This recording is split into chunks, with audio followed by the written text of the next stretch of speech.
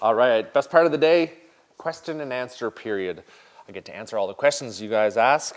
And, I've been away for a while, about a week and a half, maybe 2 weeks. I was down south, had to take my family down there after a long winter, trying to save the marriage. You know what it's like, boys, snowmobiling. The other woman, they call it. Then we did a little bit of sledding out west, or out east in Gaspé, Quebec, in the mountains there. 12 hours solid driving each way just to find 5 feet of concrete snow. It's unfortunate, but that's just the way that goes too.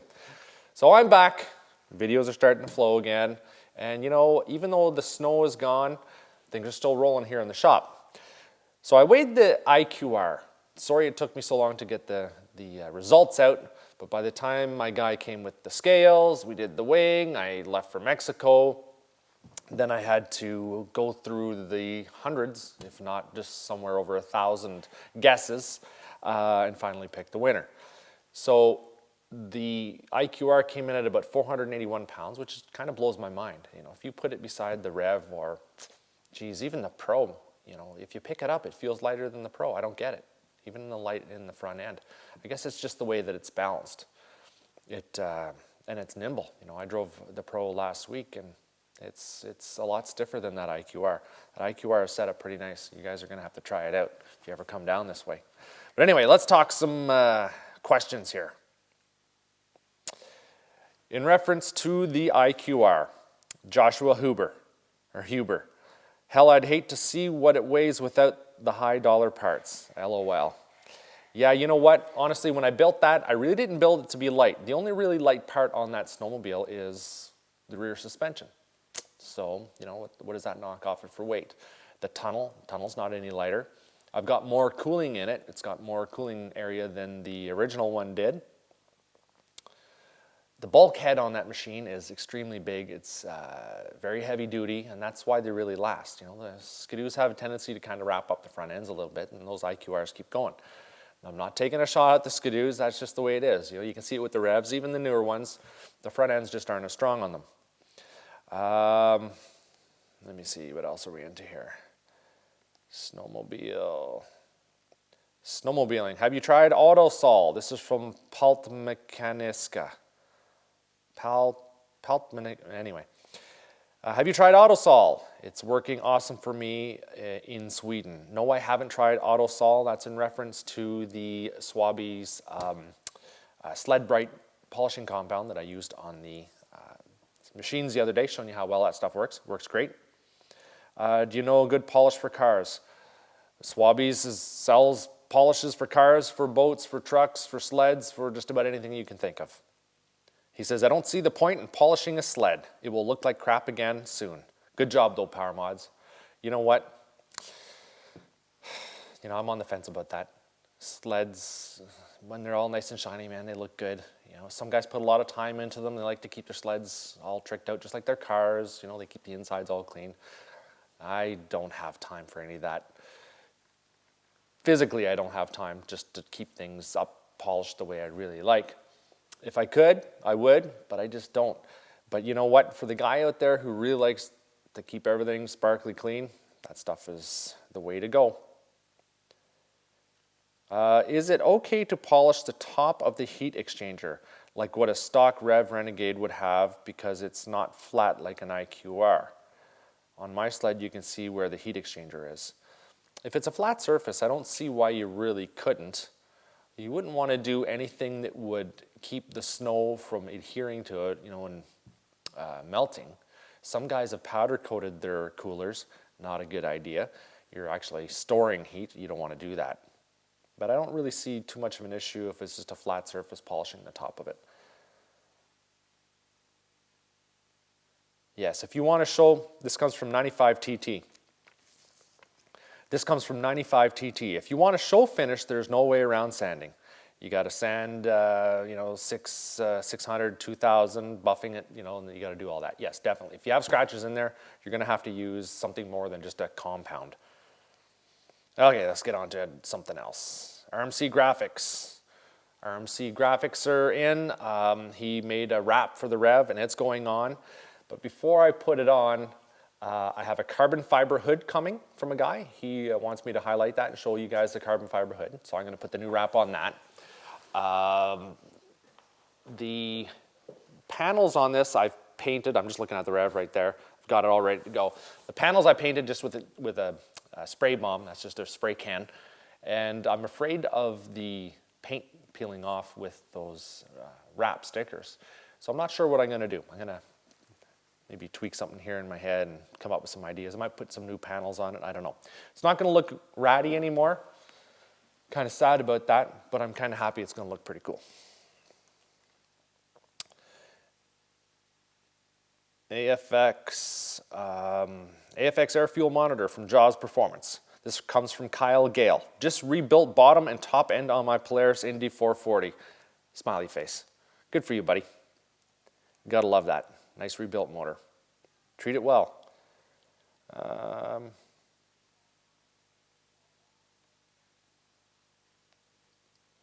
me see. This comes in, new activity on your video. 827cc Skidoo Rev official weigh-in. Came in at 455 pounds. Gotta love that rev. I believe the higher weight on the IQR comes from one of its bulked up chassis due to racing, while the rev isn't the more rigid race chassis. Agreed. Some bitch. This comes from Quinn. This comes from Quinn Adamradchuk. Some bitch, 455 pounds. Really? Wow, I did not expect that for the rev. Thought it would be coming in heavier a little, like 475 pounds. Thumbs up for the rev then, exclamation marks. I'm kind of disappointed on the numbers for the IQR. Thought it would be a lot lighter, all in all. The sleds, those sleds can still sit in my living room anytime. Right on. Good job, Louie. Good job, Louie. Effing like them both. True said, and that's a wrap. Quinn, he responds to a lot of my videos. He's got some pretty creative comments. Polaris RZR 1000 XP windshield install tutorial. Do the side mirrors work with that windshield? That's from the show in Toronto, I believe. No, they don't work with that windshield. And I don't know if they have a set of side view mirrors that do, but it would make sense that they do. New activity, ECD custom wrap goes on the 800 IQR mod. This comes from Andreas Wickstrom in overseas, I imagine. It's got two little dots over the O. Wow, it looks really good. Darn right it does. It looks very, very good. That IQR wrap is sweet, guys. You're going to love it. You got to make sure to come to the Toronto Snowmobile Power Sports Show next summer or next fall. You're going to see it there. How much does the enticer weigh? We didn't weigh it. Don't know yet. But I just put the 540 motor together. It's all good to go. Going to start working on that enticer soon. On Skidoo Rev Mod 700 Build Series, episode number 13, 8-arm install. From Joe Goods. Darcy, bring some burgers over. Don't know what that means. PowerModz gets a ski hill all to themselves. They had the Moray Heights ski hill drags last weekend or the weekend before. When I was in Mexico, the guys had to race the sleds on the Saturday. It was supposed to be Saturday and Sunday, but it got kind of rained out on the Sunday, so they canceled it. Now, when I got back Saturday at about midnight, we headed to the hill for the next morning, and we got the whole hill to ourselves.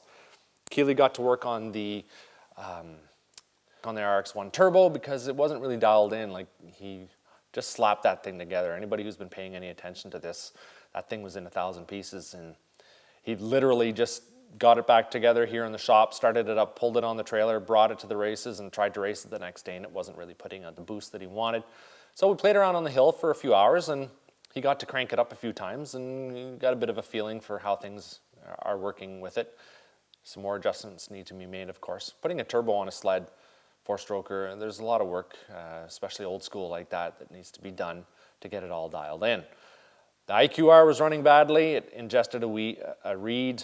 Yes, I don't know, it probably happened from the Dragon button, but I only did it once or twice. But they were those pretty cheap V-Force reeds with the plastic pedals in them. They weren't the carbon fiber reeds. So I was only getting about 7,000 RPM, and Simon did actually very well with that sled. That sled would have done a lot better if you could get the full 8,500 or 8,400 out of it. Keely did okay with the rev. He was second place on a few runs, and he got put out a little bit later on, and his turbo machine just didn't hold up with the big boys that day. Other than that, the boys had a good time. On the Sunday, we just had all kinds of fun, ripping up and down the hill. Here you go, from Geminoa 222. Did you burn your reeds out with your dragon switch? Possibly, but you know, the only time I really did it was just on that stand. You know, I only did it a couple times. Nothing after that. Maybe it did it, maybe it didn't. I have no idea. Have you painted the rev? If so, which kind of paint did you use? I tried Plastidip, but it's not strong enough to hold. I used Krylon paint. It just is a spray bomb, goes on plastic. It's best to sort of scratch it up, scuff it up a little bit before you do put it on so it adheres a little bit better. I haven't really had any problems with it at all. I like that ratty look, like you guys know. This comes from Samantha Bartholomew. I would love to ride and work for you, but I'm 13. Man, I love snowmobiling. Right on, Samantha. Hang in there. Maybe one day you will. Justin Hagenson. How many times have you been stranded in the mountains? In the mountains, I've never been stranded. In the bush, a lot. Sometimes on purpose. He's referring to the video how to start a fire in the bush. From Jake through my website. I'm building a mod Elan and I'm using components off a 1985 Yamaha Enticer. My question for you is, what is the easiest way to find the clutch-to-clutch distance? Is there a manual online or at a parts store? You need to find your clutch distance from your donor sled. And then all you do is you measure your PTO bolt, where it screws in there, and your secondary bolt. That's basically your distance from center to center. That's how you pretty much line all these things up. So, you know, I think the rev is about 10.5 center to center. So if I were sticking that motor in something else and the clutch diameters were the same, I would have to make sure that those center to centers are the same. Easy peasy. Yamaha RX-1 Turbo. Can't wait to see this badass machine, from Dalberg Racing. Yeah, you know what? It was pretty sick. It sounds great, Keely Sled, but that RX-1 chassis is a dinosaur. Anybody who rides one, your back will agree with me. That's for Mark. Is your RZR ready? No, I've got to put a new axle in the RZR, and the throttle cable is seized because all the water I got in there last year. Fixing it up. Don't worry about it, boys. RZR is ready to rock. What happened with that RZR, crazy story. My son was out with the Elan. He was out rolling through a field in the winter, lots of snow, and the Elan quit. Imagine that, Elan shutting down.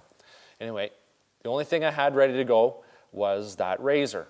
I had it in the shop. It was all nice and warm, so I started it up, drove through about 16, 18 inches of snow, hauled over to the machine, hooked it up, and when I started it, the throttle went wide open. I guess I usually give a little pump before I start it. I don't know why, I just do.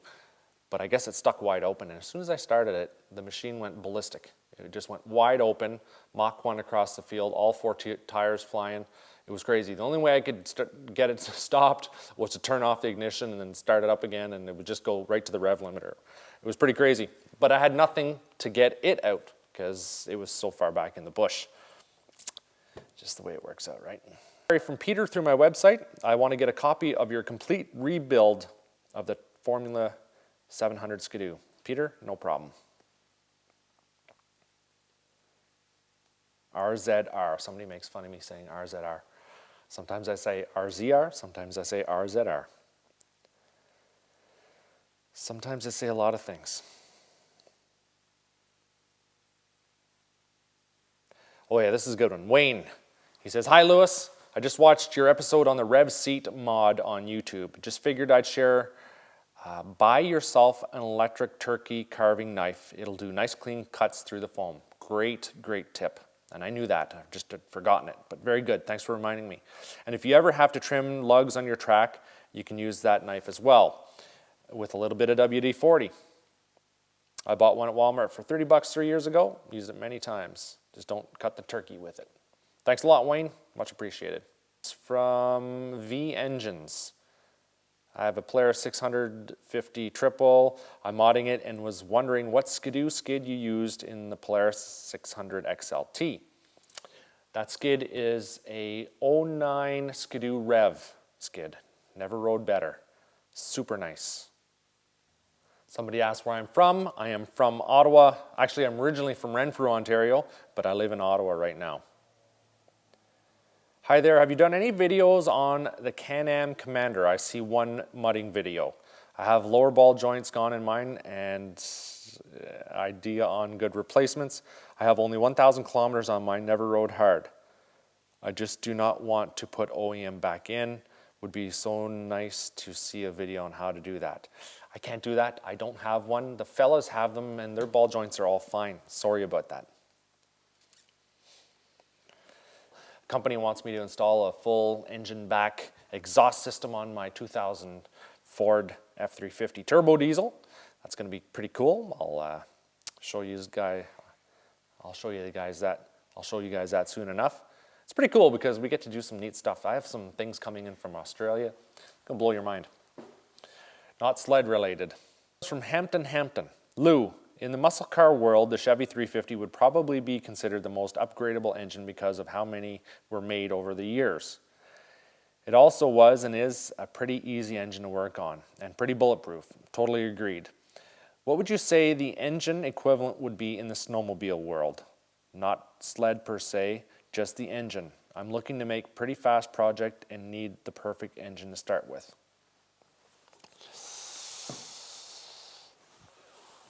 Probably the Rotax 800. You know, it's capable of putting out some pretty big numbers.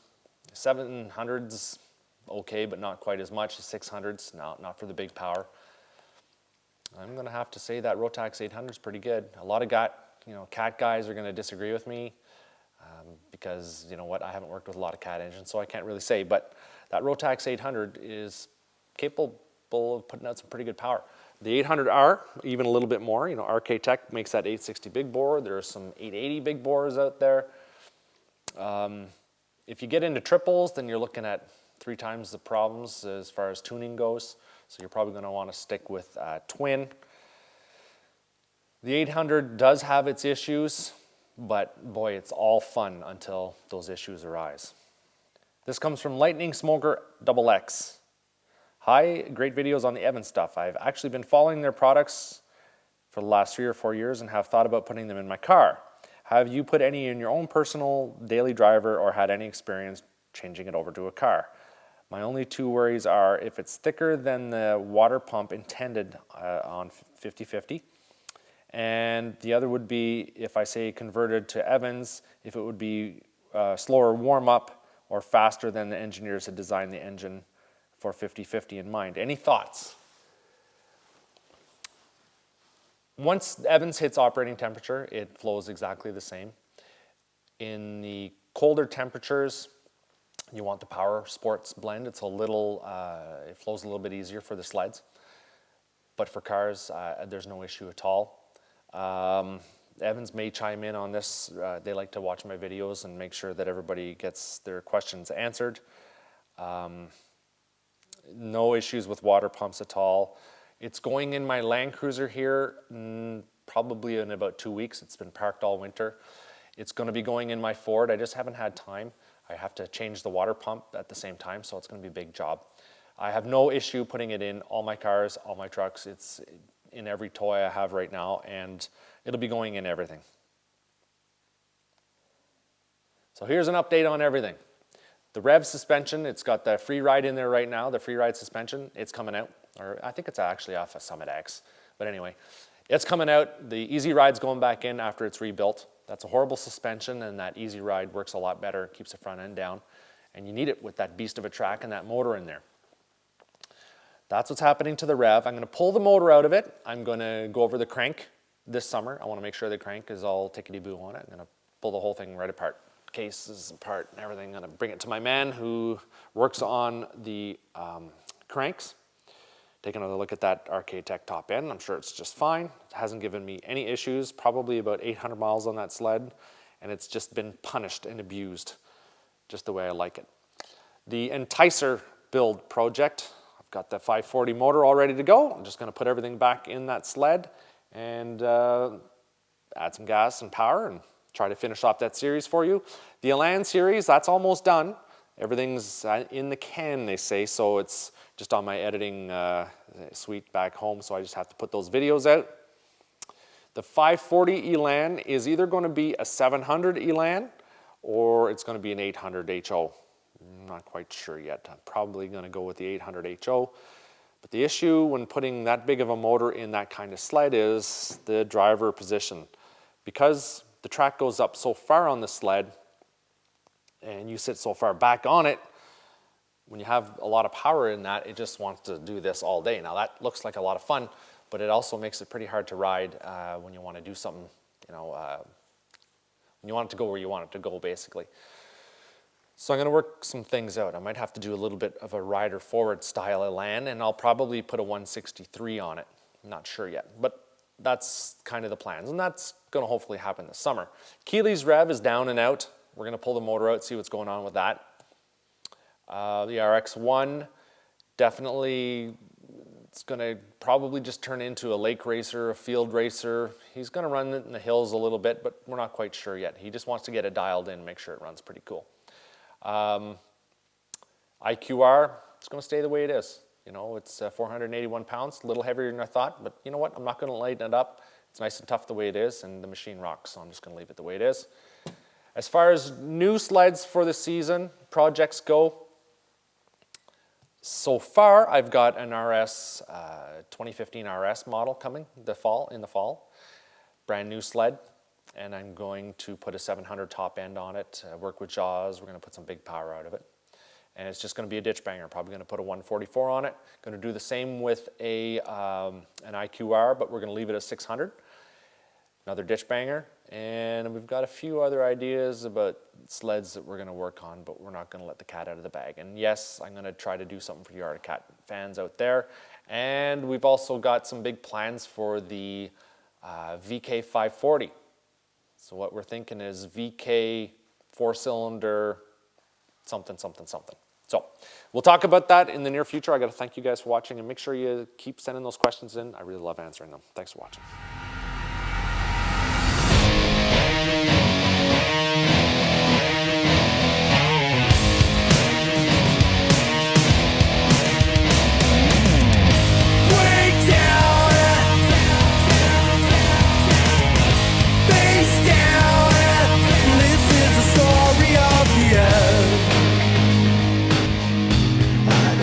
You to come, I'll make it impossible.